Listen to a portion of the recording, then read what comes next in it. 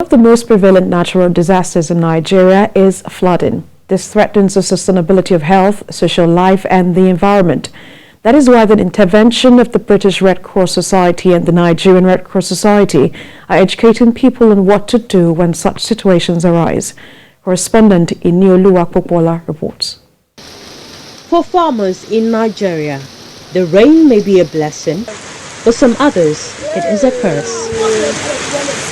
Just as the dry season comes between November and March, the rainy season is heavy between April and October. And when the rain pours, it finds its way into houses, schools and business areas, carting away goods and properties. There are 36 states in Nigeria, with 8 of them on the verge of being wiped away by flood. With the rising sea levels and coastal erosion, communities remain vulnerable to floods. I went to a community in Inioluwa Popoola that is regularly affected by floods. They tell me that many people have fled their houses for safety, while some who are brave have adapted to it as they don't have the funds to relocate. The flood level here is so high. At times, it reaches the pool level. There is no one in the area again, aside myself and 2 others. We look at the level of the rain downpour. If it's getting too much, if it's daytime, we normally come out. We leave the house like that.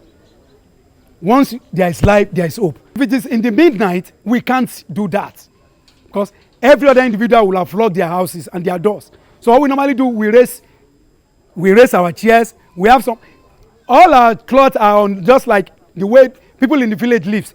We have erected some planks where we put our clothes. We can no longer make use of our wardrobe. We can't make use of our electronics.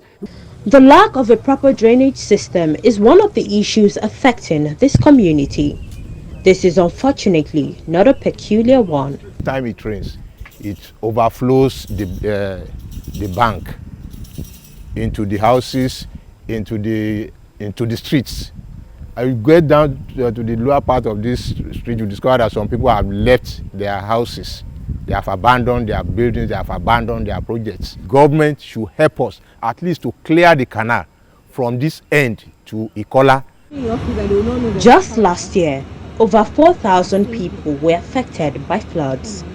Now, the British Red Cross, along with the Nigerian Red Cross Society, have engaged in flood resilience building activities to ensure people are aware of actions to take when such situation arises. What do communities need in order to protect themselves against the floods? These are things like having sandbags. These are things like having safe places in the community, such as schools, to which they can retreat in case of flooding. Prevention has always been better than cure.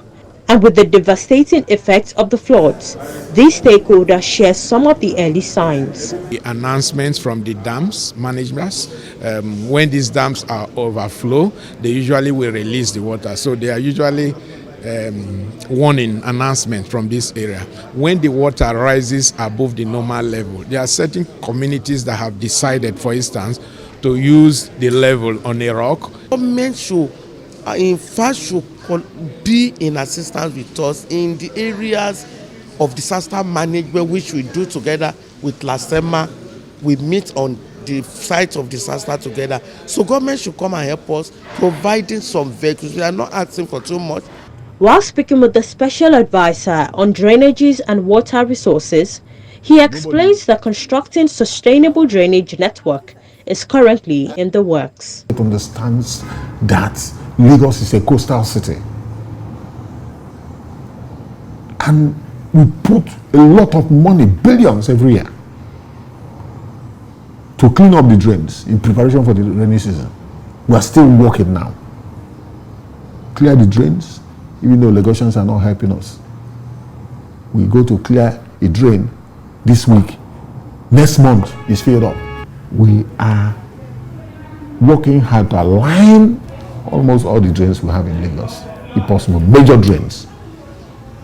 especially secondary and primary channels. Lagos is one of the fastest growing cities in the world.